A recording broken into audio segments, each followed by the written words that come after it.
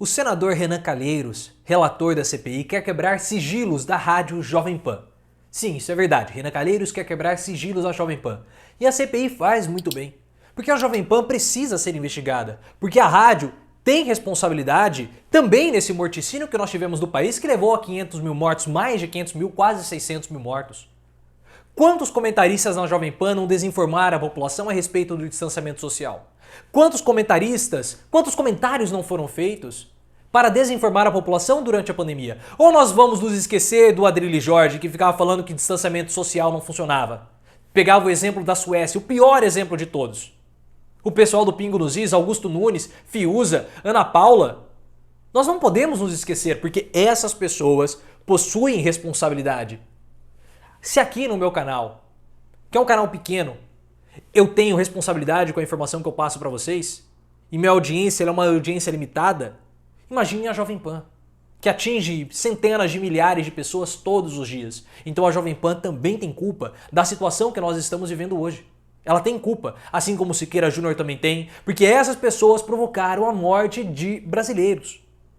Ajudaram a proliferar o vírus e fizeram parte também dessa estratégia de imunização de rebanho que foi adotada por Bolsonaro, e esse é o crime contra a humanidade.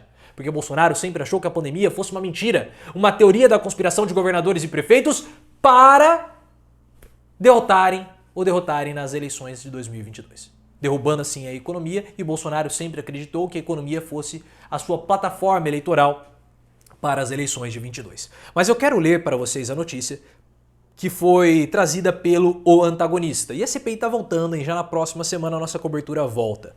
Renan quer quebrar sigilo da Jovem Pan.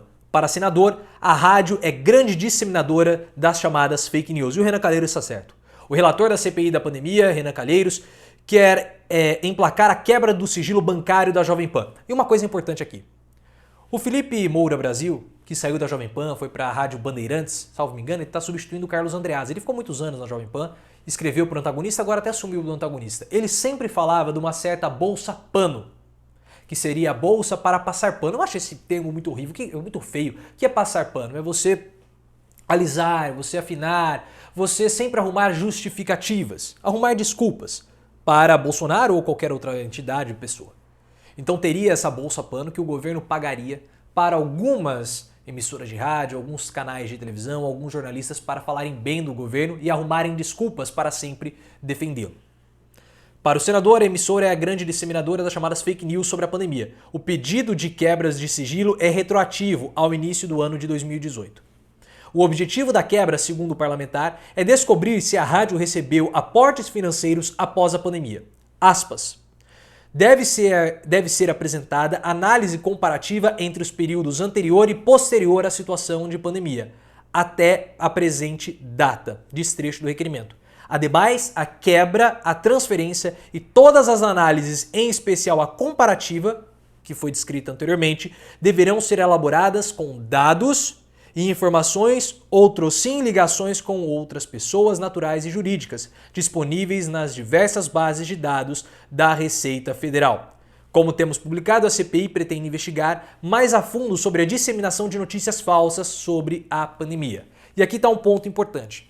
A parte das notícias falsas é a fase 3 da pandemia. Fase 3. A fase inicial era saber se Bolsonaro ele havia utilizado a estratégia de imunização de rebanho como sendo a sua política pública de enfrentamento à pandemia. Foi confirmado.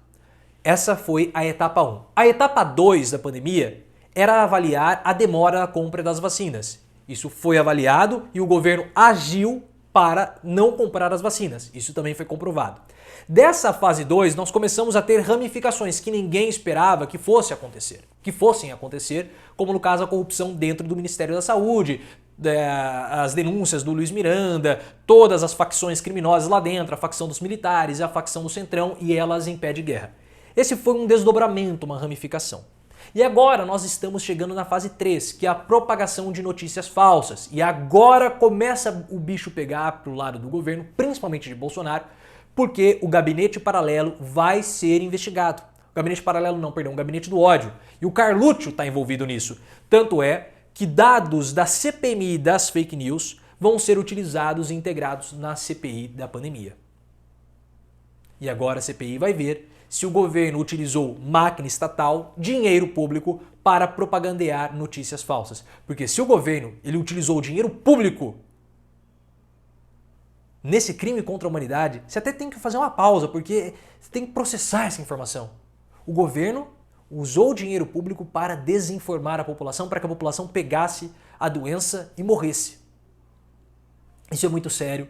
Nós vamos ter a volta da CPI agora na próxima semana. E é muito importante que essa parte, que esse trecho, que essa fase 3 que vai avaliar e investigar as notícias falsas seja profunda e os culpados sejam punidos. Sejam punidos. Porque Adrilho Jorge, quando ele fala aquilo que o distanciamento social não funciona, ele incentiva as pessoas a quebrarem o distanciamento social. Ele é um irresponsável. E ele precisa ser punido por conta disso. Porque ao propagar essa notícia falsa, ele estimula as pessoas a se contaminarem, estimula as pessoas a passarem para outras e o pior, quando você estimula a saída de casa, a quebra do distanciamento, você também joga em favor do vírus, porque o vírus pode mudar. E agora nós estamos com a variante Delta, uma variante mais contagiosa e possivelmente não vai ser a última. Novas variantes surgem a cada dia, que podem ser mais poderosas ou menos poderosas. A variante Delta, assim como a P1, ela é mais forte do que a cepa original. Vai ser interessante, estou muito ansioso para ver esses desdobramentos e eu tenho certeza que Carluccio, ele deve estar piscando, talvez mais do que normalmente pisca. Se você gostou, clique no botão de gostei, ative as notificações, me siga no Instagram, canal Profiléu e no Twitter, @profileoficial.